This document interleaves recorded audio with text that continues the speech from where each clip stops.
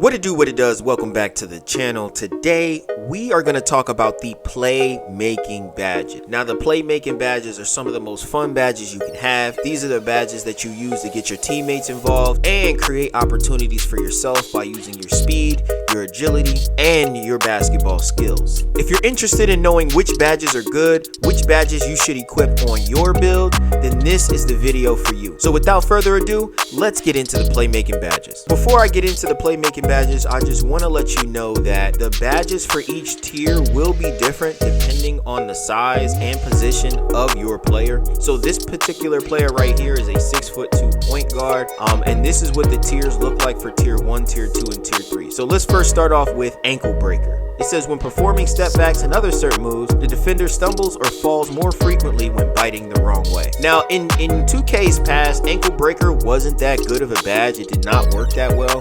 Today in NBA 2K23, I've noticed that ankle breaker works decently. I wouldn't say it works as good as it sounds on the description, but it's an okay badge. If you're a playmaker, I think this would be, I would say, a tier B badge, a B tier badge.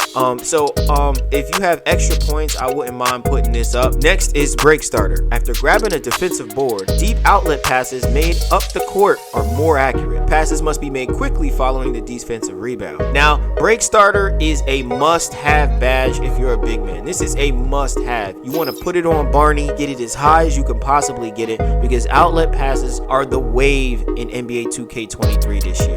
Outlet passes are easy buckets, especially if you're playing in the rec or in Pro-Am. Dimer. When in the half court, passes by dimers to open shooters yield a shot percentage boost. Now, this badge has always been a good badge, and the way shooting is this year, there's a lot of people who are struggling with shooting. You want to be able to give them all the help that they can get as a playmaker, as the point guard, as the facilitator of the offense.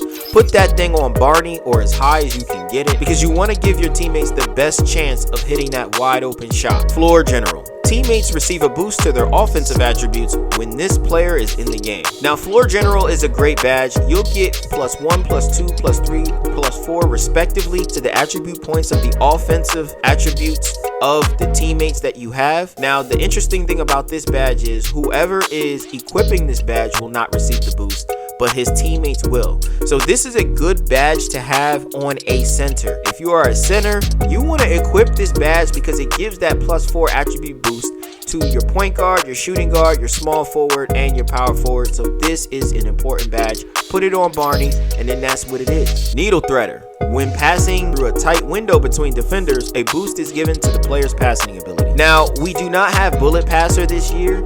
Your speed for passing the ball is directly tied to your pass accuracy attribute. So needle threader is a fantastic badge. More and more people are going to be badged up. You want to be able to pass through those tight windows, and needle threader allows you to do that. I will put this on Barney. This is a tier 0 badge for a playmaker, especially if you're a primary ball handler.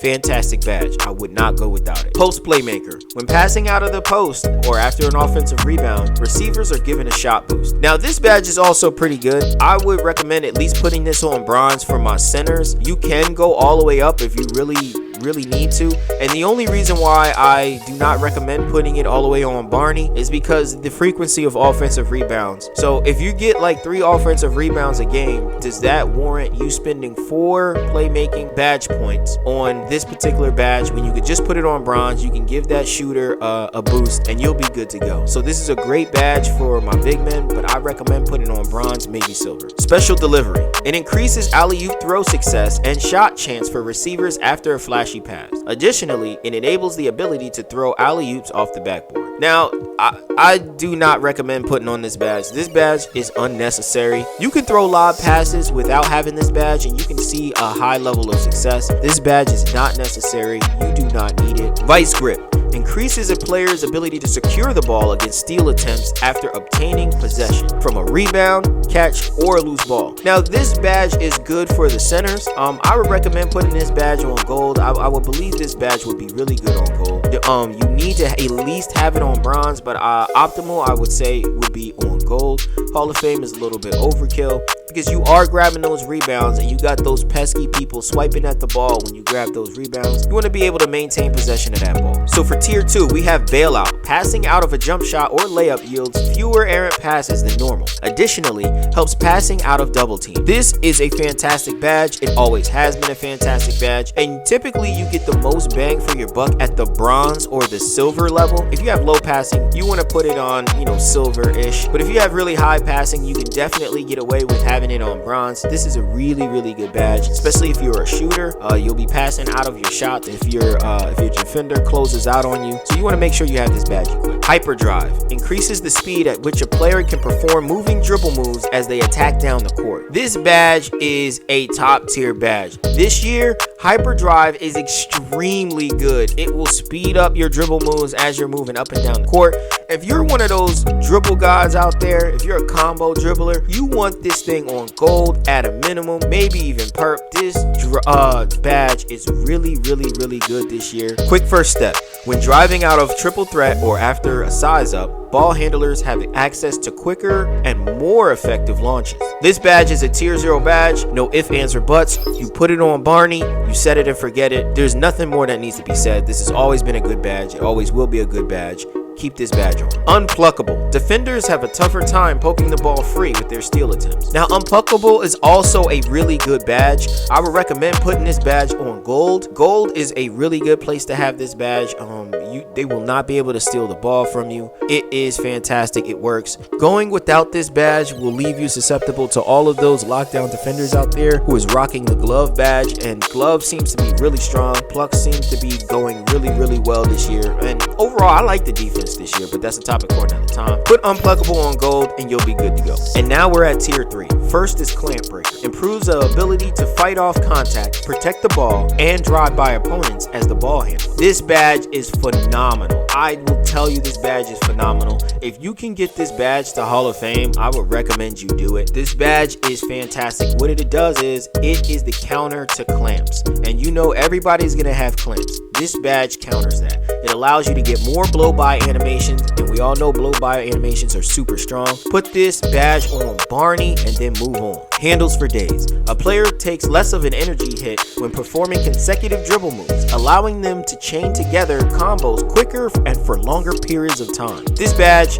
is also a top tier badge. Stamina management is important. I'm gonna say this again. Stamina management is important. If you're dribbling, if you're shooting, if you're playing defense, 2K did a fantastic job with the use of stamina, made it very purposeful and very important. Handles for days is a badge that you want to have on your player. Killer combos improves the ability to chain together efficient dribble moves when sizing up their opponent. Now, this badge is the exact same badge as Quick Chain. Now, Quick Chain was pretty good, especially in the beginning and middle of the year, but as time went on of the life cycle of NBA 2K22, people stopped prioritizing this badge as much. Now, if you're a dribble god, you need this badge as high as you can get it. But if you're your standard average everyday player, this badge is not really worth the tier 3. If it's tier 3 for your player, it's not really worth it. You want to be dribbling to score. But if you're dribbling for clips and you're a dribble god, it doesn't hurt to put this killer combos on perp and then move on. Lastly, we got Mismatch Expert.